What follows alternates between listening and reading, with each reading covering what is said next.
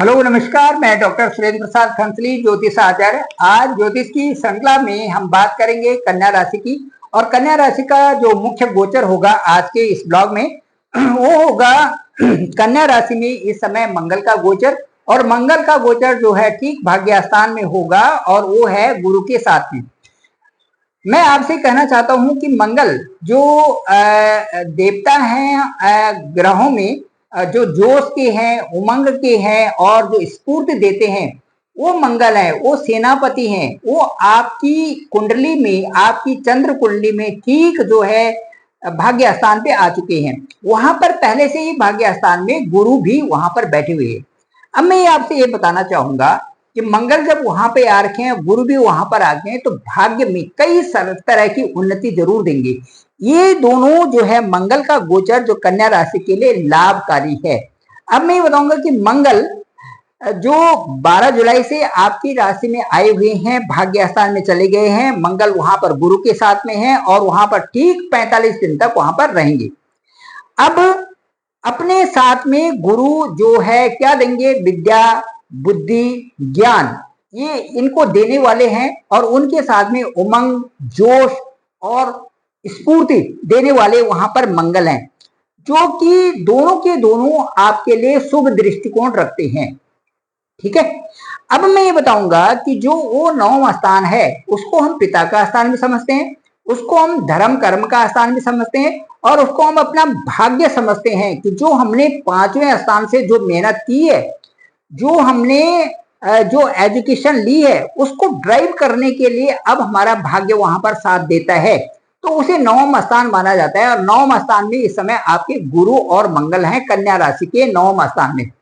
अब मैं ये बताऊंगा कि ये शुभ दृष्टिकोण ये है इस हिसाब से कि पिता का आशीर्वाद भी आपको मिलेगा, धार्मिक कार्यों में भी आप आगे बढ़ोगे और छोटी छोटी यात्राएं भी आपकी इस समय संभव है। अब मैं इसके साथ साथ में मैं ये बताऊंगा कि जो राहु है आपकी कुंडली में, वो सप्तम भाव में बैठा हुआ है। सप्तम भाव में क्योंकि आपकी राशि में केतु है, जिसने कि आपको कई तरह से परेशान कर रखा है। अननेसेसरली कई प्रकार की सोच है, कई प्रकार के विकार हैं और उथल पुथल जो है, कभी वैवाहिक जीवन में हो रहा है, तो कभी व्यापार के क्षेत्र में हो रहा है, तो कभी आपका जो धंधा है वो नहीं चल रहा है। इस तरह से कई प्रकार की स्थितियां आ रही हैं जब राहु और केतु आपके ठीक लग्न में हो या लग्न से सामने जो 7वें स्थान पर, व्यापार के स्थान पर या उससे संबंधित जो पार्टनर के स्थान पर वहां पर बैठे हो, तो इस तरह की स्थिति आती है। दूसरा मैं ये कहूंगा जो बहुत महत्वपूर्ण इस समय है, वो 3-11 का संबंध बना रहे हैं। कौन? राहु भी और आपके मंगल भी। मंगल से जो आपकी कुंडली में राहु है वो 11वें स्थान पे है, और जो राहु से मंगल है आपकी कुंडली में वो ये समय, वो समय है 3रे स्थान पे। तो 3-11 का संबंध भी कहीं ना कहीं जो है अच्छा नहीं होता। दूसरा, सप्तम घर का जो राहु होता है वो कई तरह से परेशानी, अड़चन डाल देते हैं और छोटी छोटी चीजों में आर्गुमेंट करके उनको बड़ा बना देते हैं। ये दोनों चीजों में संभवता है। यदि आपका बिजनेस चल रहा है तो पार्टनर के साथ में आपकी नहीं बन रही है, पार्टनर आपकी बातें नहीं मान रहा है। यदि वहां पर पति पत्नी है वैवाहिक जीवन में, तो दोनों में छोटी छोटी बातों पे आर्गुमेंट हो रहे हैं, एक दूसरे की बात नहीं मान रहा है, दूसरा दूसरे की बात नहीं मान रहा है। इस तरह से राहु का गोचर सप्तम स्थान में इन सब चीजों को बहुत अच्छी तरह से क्लियर कर रहा है आपके लिए। अब मैं ये बताऊंगा कि जब ये सारी चीजें वहां पर हैं, इसके साथ साथ में शनि भी आपके 6ठे भाव में है। अब बताइए, अब जब शनि 6ठे भाव में है, वो तो अच्छी बात ये है कि शनि वहां पर बकरी है और वो आपके पंचम भाव का भी 50% रिजल्ट दे रहे हैं और 6ठे भाव का भी 50% रिजल्ट दे रहे हैं। इसलिए जो आप जो काम धंधा कर रहे हैं उसमें कम से कम एक इनपुट बनाए हुए हैं कि चलो भाई ये काम होना है। वो किसी काम को करवा तो रहे हैं कम से कम शनि, क्योंकि उन्होंने जो पंचम स्थान का एक, जैसे बोलते हैं डिसिप्लिनरी वे में, एक रिस्पॉन्सिबिलिटी ले रखी है कि जो आप कार्य कर रहे हैं उनको पूरा करना है, कम से कम उनको पूरा करना है। अब वो पूरा करना तो है, लेकिन उनकी गति भी स्लो चल रही है, क्योंकि शनि किसी कार्य को बहुत तेज गति से नहीं करते, धीरे धीरे धीरे धीरे धीरे धीरे ऐसे करके वो कार्य हो रहा है। लेकिन कम से कम शनि ने ये जिम्मा ले रखा है कि वो कार्य पूरा करना है। लेकिन जो सप्तम में राहु है वो बगैर बात के कई चीजों में बगैर बात के ऐसी चीजें आ रही है वहां पर जिससे परेशानी हो रही है। अब मैं आपको ये बताऊंगा कि जो राहु और केतु हैं ये भी हमने देवता क्यों मान रखे हैं इसके बारे में आप बताऊंगा। जैसे ये हो गए सूर्य हो गए, चंद्र हो गया, मंगल हो गया, बुध हो गया, बृहस्पति हो गया, शुक्र हो गया, शनि हो गए, ये तो चलो ये दिख रहे हैं। लेकिन जो राहु और केतु हैं इनको भी हमने न्यायाधीशी बना रखा है इनके साथ में, और देवता ही मान रखा है। वो इसलिए क्योंकि जो राहु और केतु हैं वो छाया ग्रह हैं और हमारी पृथ्वी से स्पष्ट रूप में इनके साथ में ही दिखाई देते हैं। अब जो छाया ग्रह भी दिख रहा है, छाया ग्रह दिख रहा है तो वो राहु और केतु की तरह से हैं और उनके जो रिजल्ट्स हैं उनकी दशा और अंतरदशा देखने लायक होती है। अब जो राहु की दशा और जो सप्तम भाव है, जो अष्टम भाव है, जो छठा स्थान है, जो 12वें स्थान है, इनकी दशा और साथ साथ में जो है राहु यदि वहां पर उन दशा और अंतरदशा भी सही नहीं है और वहां पर नीच के ग्रह भी हैं और नीच के ग्रह की दशा और अंतरदशा चल रही है तो और उसके साथ में राहु का भी इनपुट चल रहा है, तो ये समझिए कि बहुत हालत खराब होने वाली है। तो जो ये सप्तम भाव है ये पत्नी का स्थान भी है, ये पार्टनर का भी है, बिजनेस का भी है, ये दशम से दशम होता है, तो इसलिए इसमें बहुत सारी चीजें इससे सप्तम स्थान से हम देखते हैं। तो ये टकराव की स्थिति कई प्रकार से बनी हुई है और आर्गुमेंट्स बन जाते हैं। राहु और मंगल के कारण कई प्रकार की दुविधा इसमें आ जाती है। तो राहु और मंगल जो ये है इनकी जो अवस्था है इनको समझते हुए अपने परिवार को आप सही डायरेक्शन दे इन 45 दिनों में, क्योंकि राहु भी अभी वहीं पर रहने वाले हैं और मंगल भी अभी वहां पर फिलहाल वहीं पर है। 3/11 की जो एक बनी हुई है ये 3/11 अभी वहीं पर होने वाला है, कम से कम एटलीस्ट 45 दिनों के लिए वहां पर मंगल बैठे हुए। राहु भी जाकर के मई में, अगली जो मई आ रही है वहां पर चेंज करेंगे, तो तब तक राहु यहीं पर सप्तम स्थान में आपके बने हुए। अब मैं आगे और बताना चाहूंगा कि मंगल का जो गोचर है ये वैसे तो लाभकारी है आपके लिए, ये जो क्योंकि वो आपके भाग्य स्थान में बैठे हुए हैं, भाग्य में बढ़ोतरी ही कर रहे हैं, वृद्धि कर रहे हैं। लेकिन इसके साथ साथ में मैं बताऊंगा कि इनकी 3 दृष्टि हैं, 3, ठीक है। अब जब इनकी 3 दृष्टि हैं तो कौन कौन सी दृष्टि हैं? एक तो आपके सीधे द्वादश भाव पे है दृष्टि, मंगल की दृष्टि सीधे आपके द्वादश भाव पे है, जहां पर विदेश यात्राओं का होता है, जहां पर दूरस्थ स्थानों से आपकी कमाई हो रही होगी, वहां पर ये या तो घर से दूर नौकरी कर रहे होंगे या तो जो है विदेश में रह रहे होंगे। इस तरह से वहां पर देखा जाता है 12वें स्थान को। और शनि की दृष्टि से कन्या राशि से द्वादश भाव में भी है, शनि की भी, तो शनि की दृष्टि भी हो गई, मंगल की भी हो गई। तो इससे मैं ये कहता हूँ हॉस्पिटल की जगह भी है द्वादश भाव। जो 12वां स्थान होता है वो हम कई तरह से देते हैं हर स्थान को, ऐसा नहीं कि एक चीज फिक्स कर दी। एक तो दूरस्थ, घर से दूर कोई जा रखा है वहां से कमाई कर रहा है, एक विदेशों में जाना उसको लेते हैं, एक मोक्ष का घर लेते हैं कि भाई लास्ट हो गया, 12 चक्र हो गए तो 12वां लास्ट हो गया, और एक लेते हैं हॉस्पिटल्स और एक लेते हैं खर्चे। तो वहां पर खर्चे भी ऐसे लेते हैं कि यदि वहां पर मंगल की दृष्टि होती है, यदि वहां पर शनि की दृष्टि होती है, यदि वहां पर राहु की दृष्टि होती है, तो अचानक धन खर्च होता रहता है, खर्चे बढ़ते रहते हैं और पता भी नहीं चलता है कि खर्चा हो रहा है तो कहाँ हो रहा है। उसी तरह से वहां पर शनि की दृष्टि और वहां पर मंगल की दृष्टि, तो ये समझे कि ये समय जो है ये इसमें जो है आपके खर्चे बढ़ रहे हैं, कन्या राशि वालों के लिए बता रहा हूं मैं। और जो खर्चे बढ़ रहे हैं इसके साथ साथ में आपके, क्योंकि शनि का भी वहां पर है, इसलिए घुटनों में, पैरों में थकान, दौड़ भाग से उस स्थिति से आपका दर्द जो है, पैरों का दर्द, घुटनों का दर्द, इस तरह से वहां पर आ जाता है। अब दूसरी जो दृष्टि है मंगल की वो है तीसरे, कन्या राशि से तीसरे भाव में, वो होता है पराक्रम का घर। वहां पर राहु की भी दृष्टि तो शनि की भी दृष्टि, दोनों की दृष्टि है। तो तीसरा स्थान बलवान आपके कार्यों को करने के लिए रुचि बढ़ रही है, क्योंकि पराक्रम भाव में यदि वहां पर राहु की दृष्टि हो 3, 6, 11 में, तो राहु वहां पर प्रबल हो जाता है, जवान हो जाते हैं वहां पे। और शनि की भी दृष्टि हो तो और जवान हो जाते हैं, क्योंकि दोनों की नेचर और वो सारी चीजें एक जैसी मिल रही, व्यवस्था एक जैसी मिल रही।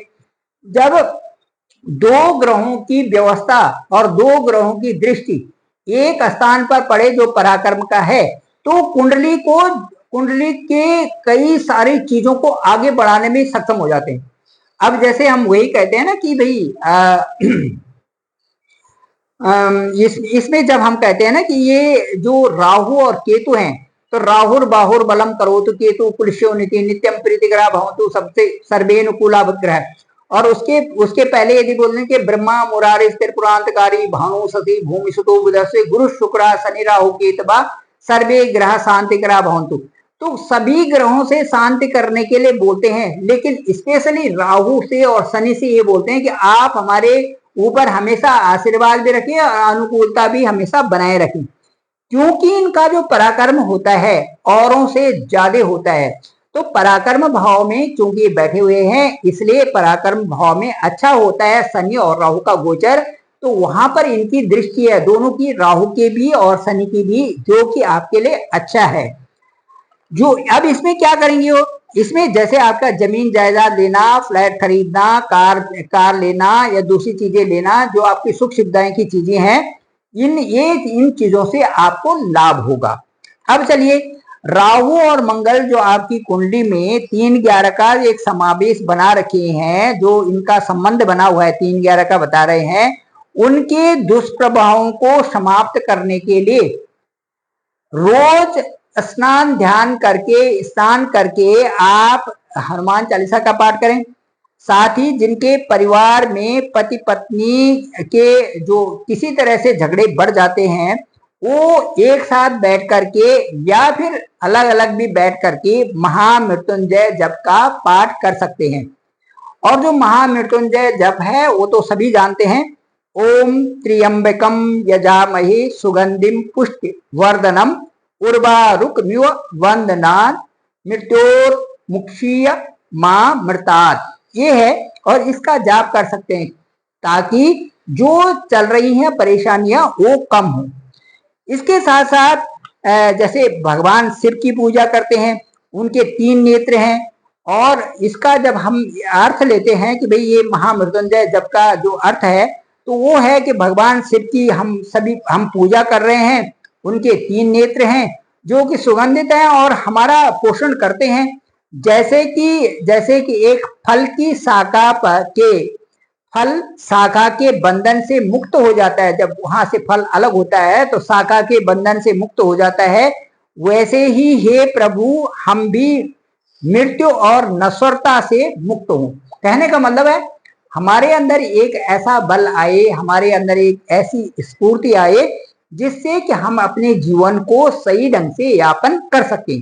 तो ये सारी चीजें हैं। तो इसके लिए आपने नित्य जो है एक हनुमान चालीसा का पाठ करना है और साथ साथ में महामृत्युंजय का भी जप करें। राहु का जप बहुत जरूरी है और राहु का दान भी बहुत जरूरी है।